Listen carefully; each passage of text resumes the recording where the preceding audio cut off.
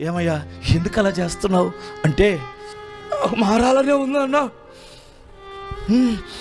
మారలా అంటాడు.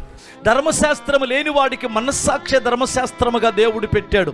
చూడండి, మంచేదో చెడ్డదేదో నీకు తెలిసిపోతుంది. ఇక్కడ ధర్మశాస్త్ర పండితుడు సైతం ఏమంటాడంటే, మేలైనది చెయ్యాలని నేను అనుకుంటున్నాను కానీ నిన్ను చెయ్యాలనుకున్న మేలు చేయట్లేదు, అసలు నేను వద్దు, నేను అలా చెయ్యకూడదు, అలా నేను ప్రవర్తించకూడదు అనుకున్న కీడును చేస్తున్నాను. ఎందుకు ఇలా జరుగుతుంది నాలో? నా అంతరంగంలో ఈ పోరాటం ఏమిటి? ఎందుకు నేను చూడండి, ఎంతమంది పిల్లలు ఇప్పుడు ఏడుస్తారో. ఒక తాగుబోతులను చాలామంది నేను కదిలిచ్చానండి.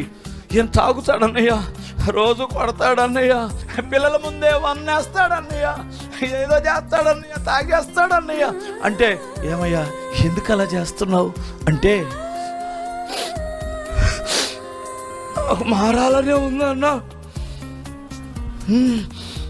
మారలా అంటాడు. ఈడు ఏడుస్తున్నాడే, ఈడి అవయవాలలో ఏదో ఒకటి ఈడ్చుకొని పోతుంది. ఈడు ఆ ఇంటికి వెళ్ళకూడదు అనుకుంటున్నాడు, వెళ్తున్నాడు, ఈడ్చుకొని వెళ్ళేది ఏదో ఒకటి ఉంది.